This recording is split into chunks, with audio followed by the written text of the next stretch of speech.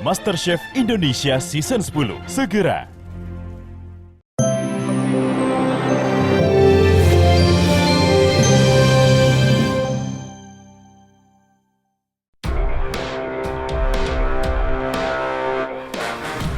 Nyaris saban sidang selalu ricuh. Seperti itulah gambaran alotnya sidang kasus pemutusan kontrak sepihak antara Razman Nasution sebagai penggugat dan Dr. Richard Lee sebagai tergugat. Tapi Selasa kemarin ada pemandangan berbeda di Pengadilan Negeri Jakarta Selatan kala sidang Razman versus Dr. Lee digelar. Tak ada saling tunjuk, saling dorong dan lengkingan nada tinggi seperti sidang sebelumnya. Penyebabnya tentu saja karena dua sosok temperamen dari kedua kubu berhalangan hadir. Ya, kemarin Razman Nasution dan Rusdi Anwar, kuasa hukumnya yang bersuara tak kalah lantang dari Razman, berhalangan hadir. Sementara dari kubu Dr. Lee, Muhammad Kamil Pasha dan An Nur Kumar yang seolah disiapkan untuk menghadapi Razman dan Rusdi juga tidak hadir. Lalu benarkah sidang kemarin berlangsung berat sebelah lantaran bukti-bukti yang diajukan kubu Dr. Lee berhasil dipatahkan oleh kubu Razman? Hari ini kan hanya sidang pembuktian saja, ya. Jadi hari ini soft, tenang, ya. Mungkin next nanti saksi baru agak debat. Kalau sekarang masih pembuktian berkas ya biasa-biasa saja. Saya kira untuk persidangan hari ini lebih kondusif ya. Lebih kondusif kenapa?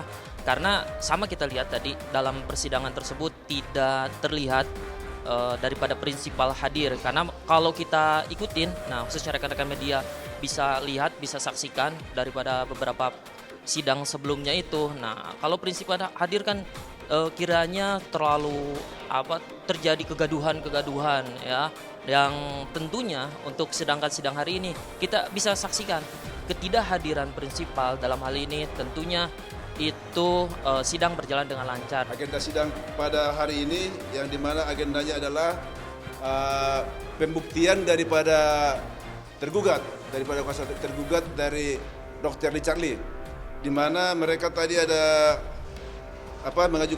mengajukan bukti sekitar kurang lebih 24 bukti. Bukti yang diajukannya masih bukti-bukti tentang chatting.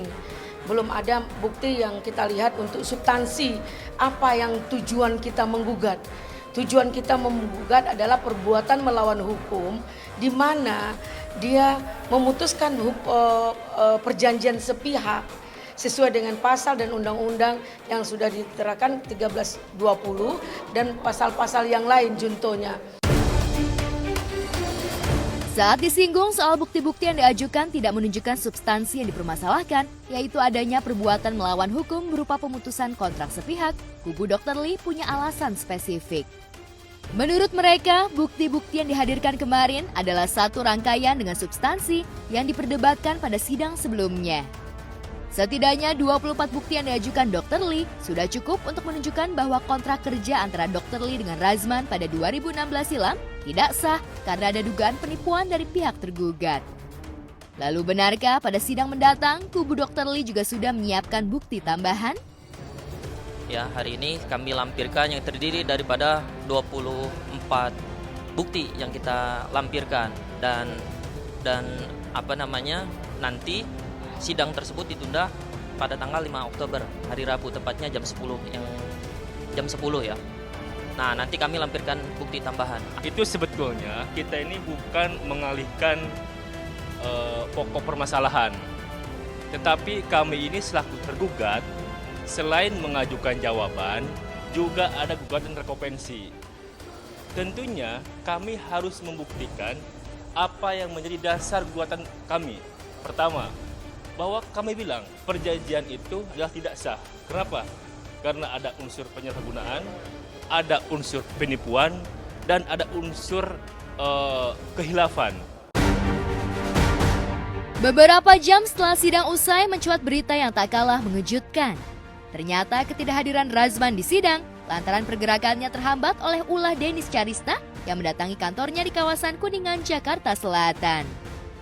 Denis yang dilaporkan Razman ke Polda Sumatera Utara atas dugaan pencemaran nama baik sempat mendatangi Polda Sumut pada awal September lalu terkait BAP Razman. Saat itu, Denis mengeluh lantaran harus merogoh kocek 20 juta rupiah untuk ongkos dadakan pulang pergi ke Medan. ia sempat menyatakan kepada awak media akan menagih ongkos yang dikeluarkannya. Alih-alih dianggap wartawan bercanda, ternyata Dennis benar-benar mendatangi Razman. Jika Razman terlihat malas adu mulut dengan Dennis, tidak demikian dengan Ade Suryani, istri keduanya. Ade berani mengusir Dennis keluar. Enggak malu kamu enggak? Datang ke rumah orang gitu ya orang. Tak malu sih. Saya emang kita enggak kenal. Kita enggak kenal. Kau yang mengaku pelakor 4 tahun itu? Oh iya emang. Saya emang aku. Enggak tahu malu kau? Kok saya emang aku. Namanya itu jangan sentuh saya. Jangan pegang. Jangan pegang. Apa? Jangan pegang. Apa?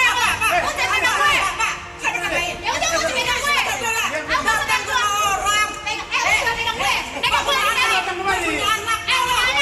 Ya udah pegang gue coba.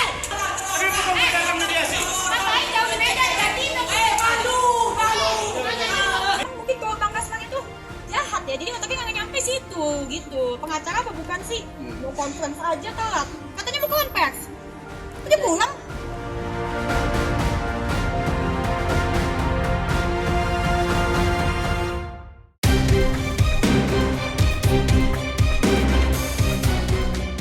Betang harinya di Pengadilan Negeri Jakarta Selatan, sidang kasus pencemaran nama baik dan pengancaman yang menahbiskan selebgram Medina Zain sebagai terdakwa kembali digelar.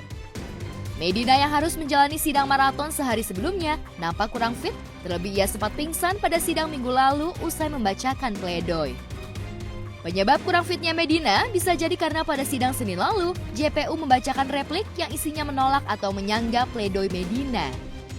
Dalam kasus pengancaman antara Medina dengan selebgram Uci Flaudea sebagai pelapor, JPU menyatakan Medina bersalah dan menuntut agar hakim menghukum Medina 1 tahun 6 bulan penjara dan denda 200 juta rupiah. Sementara pada kasus pencemaran nama baik yang dilaporkan selebgram Marisha Icha, JPU sudah menyatakan Medina bersalah dan layak diganjar hukuman 1 tahun penjara plus denda 200 juta rupiah. Lantas seperti apa reaksi pihak Medina pasca JPU menyatakan bahwa Medina melakukan tindak pidana bukan karena dipicu oleh gangguan bipolar yang dideritanya?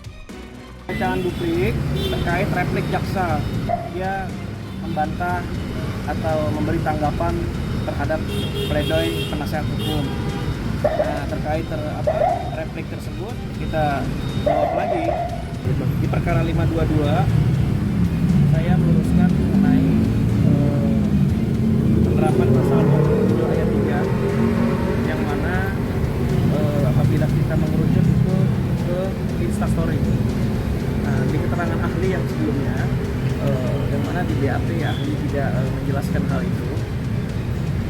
Persidangan kami di penasihat hukum menggali dan akhirnya terdapat dua bagian, yaitu ada fitur unggahan feeds dan unggahan instastory, yang mana kedua unggahan itu memiliki sifat yang berbeda.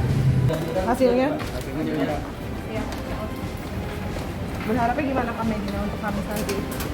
Yang berharap keringan-ringannya. Pulang.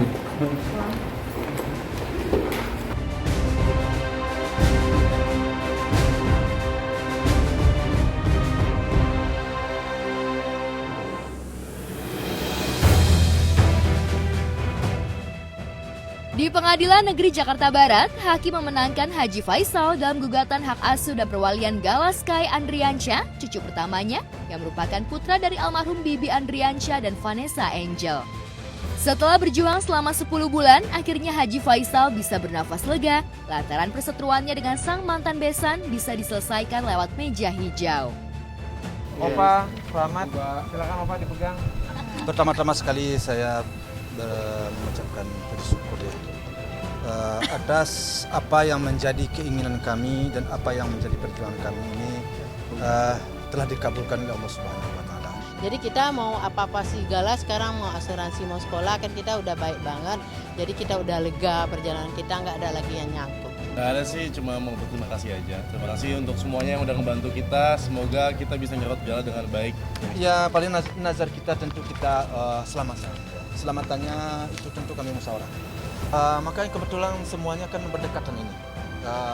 Juga 1 tahunnya almarhum meninggal. Kira-kira bulan November. Jadi tentu kami akan bermusyawarah dulu. Tentu setelah mendapatkan ini baru kami lepas beban satu.